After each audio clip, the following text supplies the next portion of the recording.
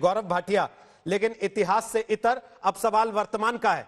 जब सूत्र ये बता सकते हैं कि वहां हेलीकॉप्टर उड़ रहे हैं चीन के सैनिकों की लाश उठाने के लिए, यह बता सकते हैं कि वहां पर एम्बुलेंस चल रही है चीन की अपने सैनिकों के शव बटोरने के लिए, तो यह क्यों नहीं बता पाए कि वहां पर चीन के सैनिक जमते चले जा रहे हैं, एक के बाद एक जमावड़ा हो रहा है, जिसकी तस्वीर आज हम दिखा रहे हैं सैटेलाइट से आई हुई, जहां 200 से ज्यादा गाड़ियां चीनियों की दिख रही हैं और बड़ी तादाद में फौजी भी दिख रहे हैं उनके।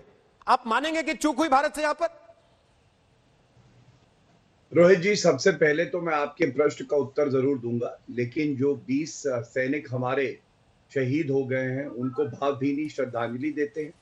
आज नरेंद्र मोदी जी ने जो कहा, मैं समझता हूं बहुत ही सधे हुए शब्दों में एक बहुत बड़ा संदेश उन्होंने चीन को भी दे दिया है और उन्होंने बिल्कुल स्पष्ट कर दिया है कि एक का मजबूती से जवाब दिया जाएगा और हमारी जो संप्रभुता है उससे समझौता नहीं किया जाएगा।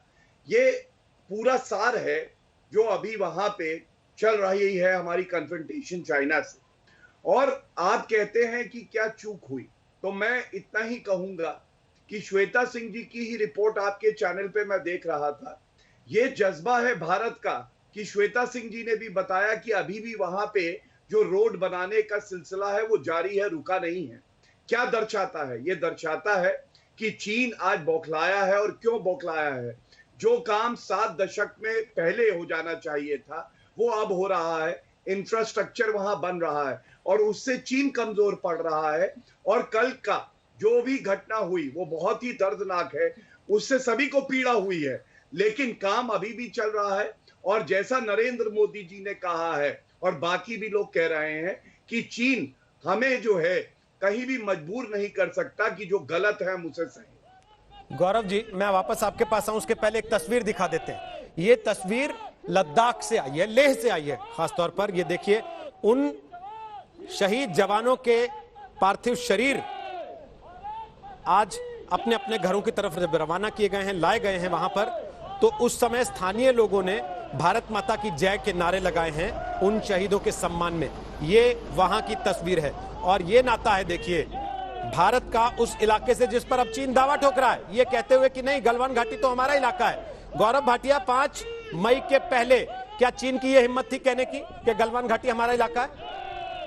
जब बार बार आपसे पूछा जा रहा था कि वहां क्या चल रहा है और आप कह रहे थे कि नहीं, कुछ नहीं हो रहा, कोई फौजी नहीं है चीन का वहां पर, कोई वहां पर कब्जा नहीं हो रहा, कोई वहां पर उन्होंने अपना बना के खड़ा नहीं कर लिया इलाके में, कुछ भी ऐसा? देखिए रोहित जी, मैं आपको आपकी जिम्मेदारी का या चैनल को उसकी जिम्मेदारी का एहसास इसलिए नहीं दिला रहा क्योंकि मेरा अटूट विश्वास आप पे भी है, चैनल पे भी है। हमारी ये जो चर्चा चल रही है इस वक्त भी कॉन्फ्लिक्ट की स्थिति बनी हुई है। आप ही का चैनल दिखा रहा है कि विदेश मंत्री जयशंकर जी की बात हुई है चीन के विदेश मंत्री से। आपने कहा 5 तारीख के बाद जो है वहां पे क्या स्थिति थी, उस पर क्या टिप्पणी हुई। मैं इतना ही कहूंगा, सरकार को पता है सब कुछ और जो सेना को करना है वो कार्रवाई वो वहां कर रही है। और एक बात मैं जरूर याद दिलाना चाहूंगा, अगर आप मुझे केवल आधे मिनट का समय दे दें। 18 सितंबर 2016 को उरी का हमला होता है, उसके 10 दिन बाद सर्जिकल स्ट्राइक होती है। नरेंद्र मोदी जी तब भी बोले थे। पुलवामा 14 फरवरी 2019 को हमारे पे हमला हुआ और बालाकोट एयर स्ट्राइक में घुस के ठोका पाकिस्तान को 26 फरवरी 2019 को। यह क्या दर्शाता है? हमारे पास आज मजबूत नेतृत्व है, हमारे पास एक बहुत ही वीर सेना है और भारत इस वक्त किसी से दबेगा नहीं, मुंह तोड़ जवाब देगा अगर किसी को देने की आवश्यकता पड़े। लेकिन टीवी चैनल पे जब मैं चर्चा करने आ रहा हूं अपनी पार्टी का प्रवक्ता होने के नाते, मेरी एक सीमा है और मैं उस सीमा का उल्लंघन बिल्कुल नहीं करूंगा। ये आश्वस्त देश को जरूर गौरव जी, आपसे सीमा का उल्लंघन करने को कोई नहीं किया जाएगा बराबर। लेकिन लगातार सवाल उठे हैं, विपक्ष की तरफ से भी पूछा गया है कि ये बातें जो आप कह रहे हैं कि 43 सैनिक मारे गए, आप तो कह भी नहीं रहे, वो एजेंसीज के हवाले से आ रही हैं कुछ, और उसमें भी कहा जा रहा है कि सेना के सूत्रों ने बताया। औपचारिक तौर पर क्यों नहीं कह देती सरकार? मुंह क्यों नहीं बंद कर देती उन सब लोगों के जो सवाल उठा रहे हैं इस पर?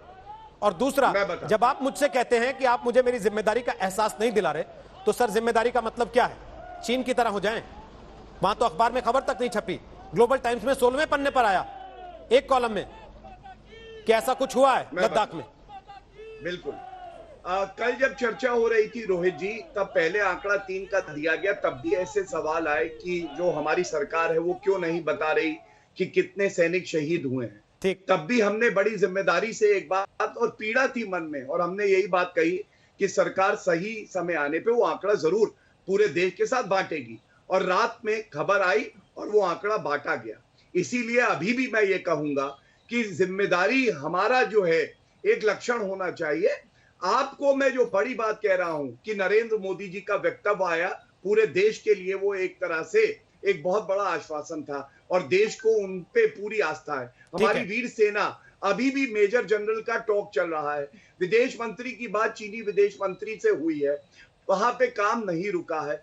ये लेटेस्ट जो है डेवलपमेंट है, और ये आवश्यक है, इसलिए आवश्यक है, ये दिखाता है कि ठीक है, चीन ने दुस्साहस किया है, लेकिन भारत का मनोबल अभी भी आसमान छू रहा है। हमें जो करना है वो हम करेंगे, चाहे सरकार हो चाहे वो सेना।